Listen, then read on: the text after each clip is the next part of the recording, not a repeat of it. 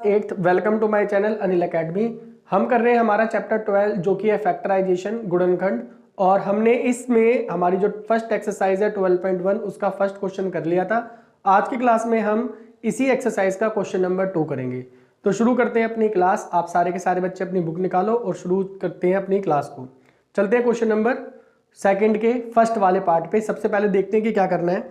ये बोल रहा है फैक्टराइज द फॉलोइंग एक्सप्रेशन, मतलब यहां पर भी हमें इनका क्या करना है, गुणनखंड करना है। तो इससे पहला जो हमारा फर्स्ट क्वेश्चन था इसमें हमने कॉमन फैक्टर निकाला था, मतलब हमने उसमें सीखा था कि हम कॉमन फैक्टर कैसे निकालेंगे। और इनमें जो क्वेश्चन 2 है इसमें हमें फैक्टराइजेशन करना है। काम बिल्कुल सिंपल है। क्या होगा कि जो कॉमन चीज होगी हम उसको कॉमन बाहर निकाल देंगे और उसको फिर फैक्टराइज फॉर्म में लिख देंगे। तो क्या होती है, कैसे करेंगे, तो चलते हैं सीखते हैं क्वेश्चन से। तो चलते हैं हम अपने सबसे पहले फर्स्ट पे। हमें फर्स्ट में जो फैक्टराइज करना है ये है 7x माइनस का 42।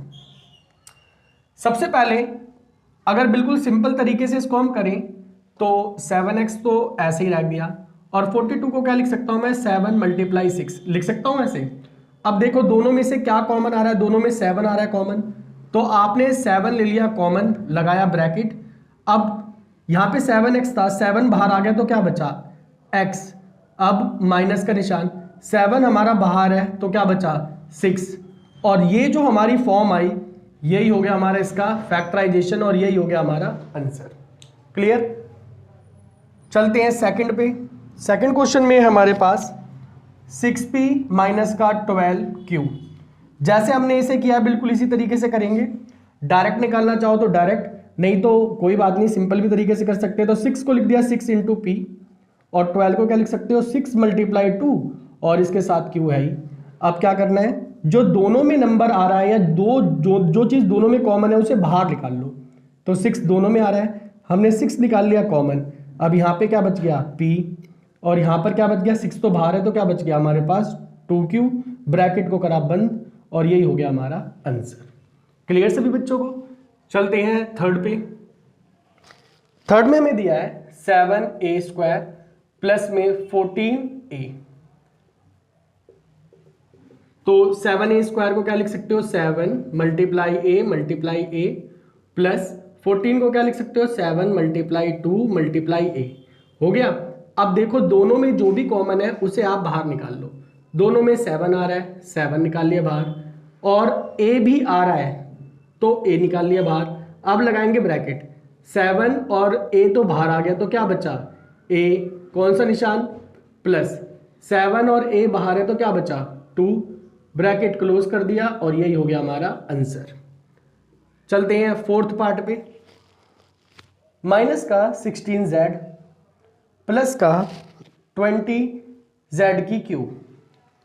तो कैसे करेंगे, दोनों किसके टेबल में आते हैं, 4 के टेबल में आते हैं। तो हम इसको लिखते हैं माइनस का 4 इंटू में 4z, और इसको क्या लिख सकते हैं 4 multiply 5 z multiply z multiply z। दोनों में क्या कॉमन है, दोनों में हमारा 4 कॉमन है। हमने 4 को कॉमन ले लिया और z भी दोनों में आ रहा है तो हमने z कॉमन ले लिया। अब क्या बच गया हमारे पास, 4 और z बाहर आ गया तो क्या बचा, माइनस का 4 प्लस 4 और z बाहर है, क्या बचा 5 और 2z बचे तो मैं लिख देता हूं z²। अब इसमें एक और तरीका ये है कि आप माइनस भी कॉमन ले लो। अगर आप माइनस कॉमन लोगे मतलब आप ये आंसर लिख दोगे तो ये भी सही है। अगर आप माइनस कॉमन ले लो तो बाहर हो जाएगा माइनस का 4z, और ये माइनस बाहर आ गया तो ये क्या बच जाएगा हमारा प्लस का, और ये प्लस का था तो ये क्या हो जाएगा माइनस का। साइन क्या हो जाएंगे हमारे, रिवर्स हो जाएंगे। तो अगर आप चाहें तो माइनस कॉमन निकालेंगे तो आपका आंसर ये आ जाएगा, और अगर आप माइनस कॉमन नहीं निकालोगे तो आपका आंसर ये रहेगा। दोनों ही आंसर सही हैं आपके लिए। चलते हैं फिफ्थ पार्ट पे। फिफ्थ में हमें करना है 20l² प्लस में 30alm। तो 20 और 30 किसके टेबल में आते हैं, 10 के। आप लिख दो 10 और l मल्टीप्लाई l इंटू में m, इसको क्या लिख दो, और हाँ 2 भी रह गया तो इसको एक बार मिटा देते हैं, 10 इंटू 2 l मल्टीप्लाई m। 30 को क्या लिख सकते हो, 10 इंटू में 3 a into l into m। अब दोनों में क्या कॉमन आ रहा है हमारा 10 और देखो इसमें भी एल आ रहा है और इसमें भी एल आ रहा है, तो एल भी कॉमन ले लिया, इसमें भी एम आ रहा है, इसमें भी एम आ रहा है, एम भी कॉमन ले लिया और 10 भी हमने ले लिया है। अब लगाएंगे ब्रैकेट, क्या बच गया 2 और एल, तो यहाँ आ गया 2l प्लस का निशान, क्या बच गया 3 और a, ब्रैकेट को किया बंद और यही हो गया हमारा आंसर।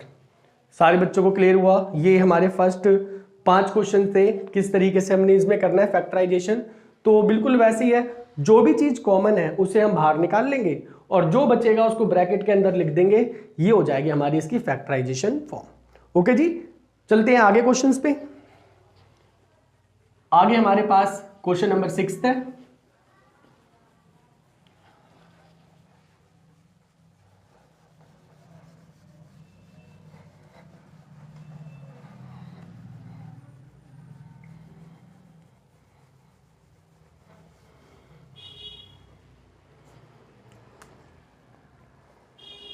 तो अब चलेंगे हम अपने क्वेश्चन नंबर 2 के 6th पार्ट पे, और 6th पार्ट में हमें दिया है 5x² माइनस का 15xy²।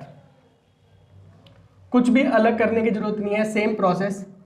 5x को 2 टाइम्स लिखा और y 5 को क्या 15 को क्या लिख सकते हैं 5 × 3 x × y × y। अब दोनों में देखो 5 आ रहा है तो हमने 5 ले लिया कॉमन, दोनों में एक x आ रहा है तो हमने ले लिया कॉमन, साथ ही साथ y को भी ले लिया कॉमन, लगाया ब्रैकेट, क्या बच गया यहाँ से, यहाँ बच गया x सिंबल माइनस का, और क्या बच गया 3 और y माइनस का 3y। यही हो गया हमारा आंसर। सिंपल है, बिल्कुल क्लियर है सभी को। चलते हैं 7th वाले पार्ट पे। 7th में हमें दिया हुआ है 10a² माइनस का 15b² प्लस का 20c²। अब 10, 15 और 20 ये किसके टेबल में आते हैं, ये सारे के सारे 5 के टेबल में आते हैं, तो इसको लिख दिया 5 × 2a²। क्योंकि हमारे पास कोई भी वेरिएबल कॉमन नहीं है, कोई भी चर समान नहीं निकलेगा, इसलिए हम इसको ऐसे ही छोड़ देंगे। यहाँ लिखेंगे 5 × 3b², यहाँ लिखेंगे 5 × 4c²। सभी में 5 आ रहा है तो हमने 5 कॉमन ले लिया, ब्रैकेट लगाया, क्या बच गया 2a² माइनस का निशान 3b² प्लस का निशान और 4c², ब्रैकेट करा क्लोज, और यही हो गया हमारा इसका फैक्टराइज। चलते हैं पार्ट 8 पे। 8th में हमें दिया है माइनस का 4a² प्लस 4ab माइनस का 4ca। सभी में 4 आ रहा है और सभी में a आ रहा है, तो इसे आप लिख सकते हो -4 और a × a।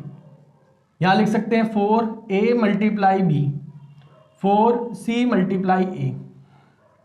सभी में 4 आ रहा है, हमने 4 कॉमन ले लिया तो सभी से 4 बाहर निकल गया, और सभी से एक a कॉमन ले लिया हमने और ब्रैकेट लगाया, क्या बच गया हमारे पास माइनस का a, यहाँ पर